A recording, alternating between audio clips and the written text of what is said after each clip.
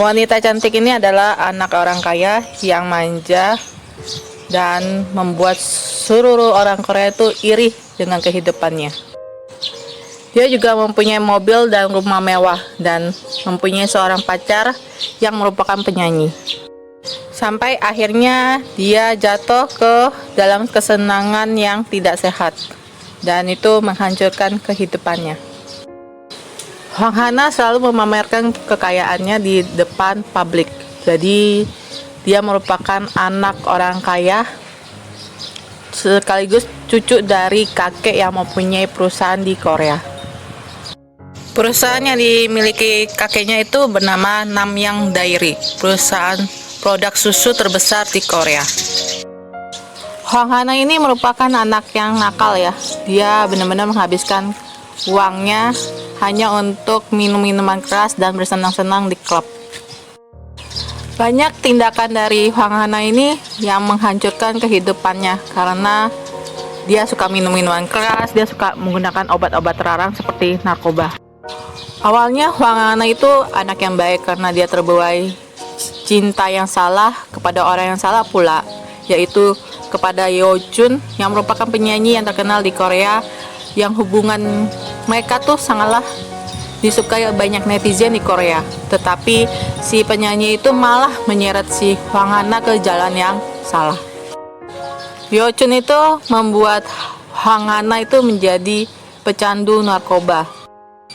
Hwang Hana itu terkena kasus narkoba pada tahun 2015. Jadi polisi menangkap dia dan memberikan bukti bahwa dia tuh mengkonsumsi narkoba. Tetapi karena si kakeknya itu mempunyai kekuasaan yang besar di Korea, jadi si Hwang Hana itu dibebaskan dari kasus narkoba. Akhirnya pada tahun 2019 ada satu peristiwa yang membuat Hwang Hana dan Yeo Jun itu ditangkap kembali, yaitu atas penggunaan narkoba. Yong Chun dan Hwang Hana dibawa ke pengadilan. Mereka dituduh telah melakukan kejahatan yang menyimpang, yaitu penggunaan narkoba, dan mereka ditahan selama 2 tahun di penjara. Dan kasus ini membuat si Yong Chun itu harus mengundurkan diri dari dunia musik dan mereka mendapatkan hukuman, malah hukumannya dikurangin ya 1 tahun. Padahal si Yong Chun itu awal-awal penyelidikan dia berbohong. Hwang Hana dan Yeo Jun akhirnya dikirim ke penjara dan mereka harus melaksanakan hukuman selama 1 tahun di penjara. Dan habis itu mereka mendapatkan masa percobaan di mana dia hanya ditahan di rumah. Akhirnya hubungan Hwang Hana dan Yeo Jun ini putus lagi dan mereka tidak melakukan komunikasi. Mereka berpisah dan Hwang Hana ini akhirnya menikah dan dia kena kasus lagi di mana terdapat kasus Burning Sun. Burning Sun kasus apa ya? Nanti saya jelaskan.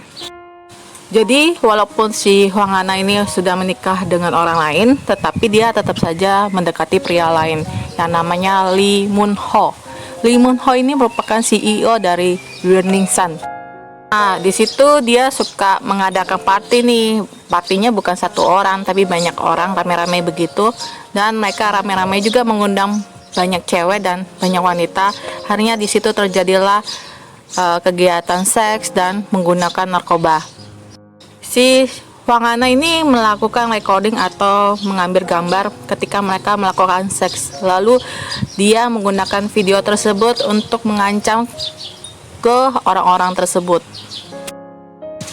Pokoknya si Hwang Hana itu telah melakukan banyak kejahatan, yaitu pengancaman, pemerasan, penggunaan narkoba, dan lain-lain. Tidak sampai di situ saja, si Hwang Hana rupanya mendengar sesuatu kabar ya.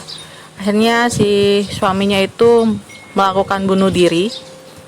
Dan teman yang lain juga, temannya si Hwang Hana ini ingin mengikuti jejak suaminya, yaitu pengen juga bunuh diri, tapi nggak jadi. Nggak begitu lama, akhirnya kasusnya meluap dan terbukti bahwa si Hwang Hana ini mempunyai hubungan yang sangat kuat dengan para pengedar narkoba.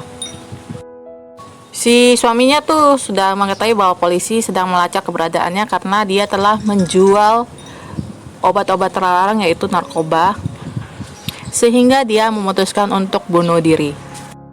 Akhirnya si Huang Ana ditangkap kembali oleh polisi karena dia telah melakukan penjualan narkoba, konsumsi narkoba, pemerasan, dan lain-lain. Dan keluarganya mengetahui hal tersebut dan keluarganya sudah menyerah dan tidak membantu Huang Ana. Ayahnya di dalam konferensi pers mengatakan bahwa dia tuh telah membantu putrinya agar menghilangkan kebiasaan buruknya dan hal-hal tersebut tidak akan terulang lagi. Tetapi bantuan itu tidak bisa membantu si Huang Ana ya. Akhirnya dia telah menyerah dengan keadaannya dan dia tidak akan membantu Huang Ana dalam kasusnya tersebut. Kakeknya yang merupakan pemilik perusahaan produk susu tersebut melakukan pengumuman melalui perusahaannya bahwa dia tidak akan mewarisi hartanya kepada Huang Ana. Jadi para pemegang saham akan sangat tenang bahwa posisi pemilik atau posisi bos dari perusahaan tersebut tidak akan dimiliki oleh Huang Ana.